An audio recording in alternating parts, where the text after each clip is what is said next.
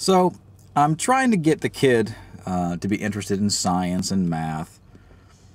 I'm sure she'll have plenty of natural ambient exposure to arts and social studies and stuff. So I'm trying to get her interested in science. I think that'd be kind of cool. She's, really good with her sciences and stuff.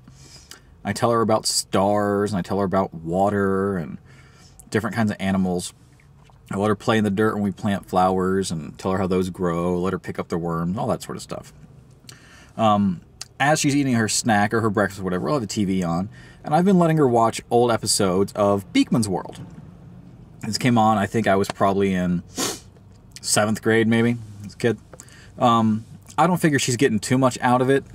She's probably just watching for all the flashing lights and different sounds and Lester the big rat costume and stuff. But it's enough to keep her attention, and I'm hoping maybe she absorbs some through osmosis.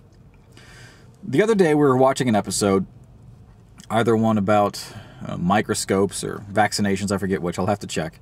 But there was some discussion about the belief that something was true, and Beakman, portrayed by actor Paul Zaloom, and the rest of his crew were going to prove it false. And I thought, hey, a science show where the hosts take a common scientific misconception and venture to establish its veracity or lack thereof. Cool idea, Beakman. What would you call a segment, or perhaps an entire show, like that?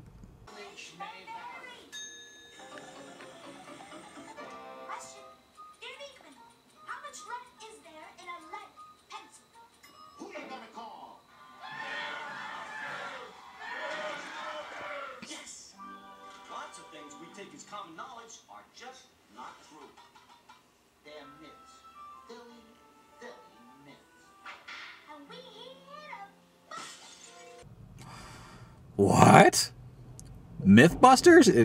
In 1993? On a kids show?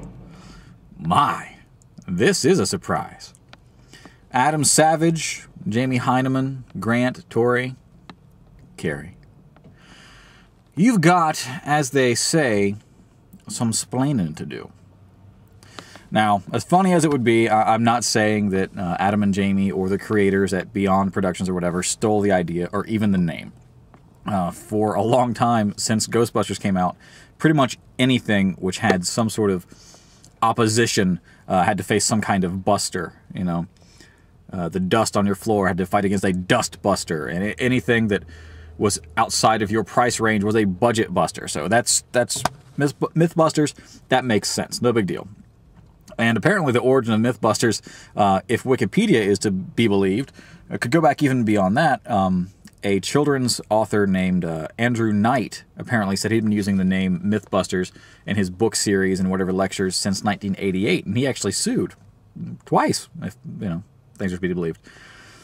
But still, the Beakman segment, while nowhere near as details what you're going to get on MythBusters or anything, was very much like an early prototype. It was kind of cool.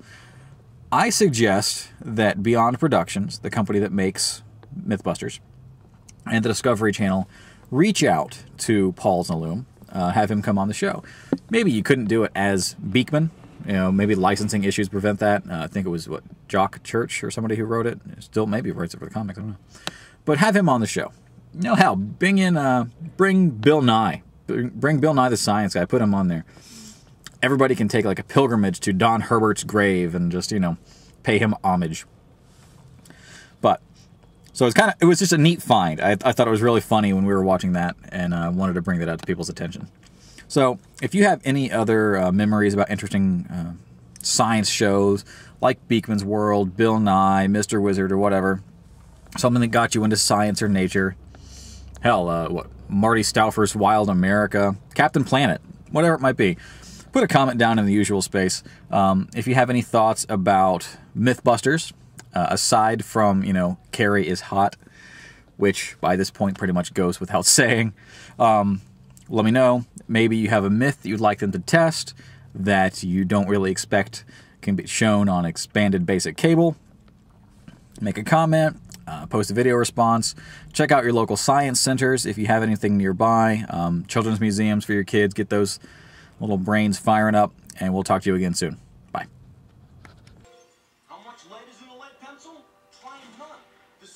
what you've been led to believe.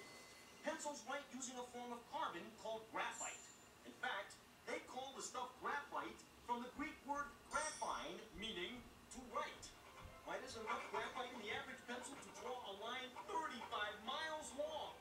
That's enough of 45,000 words.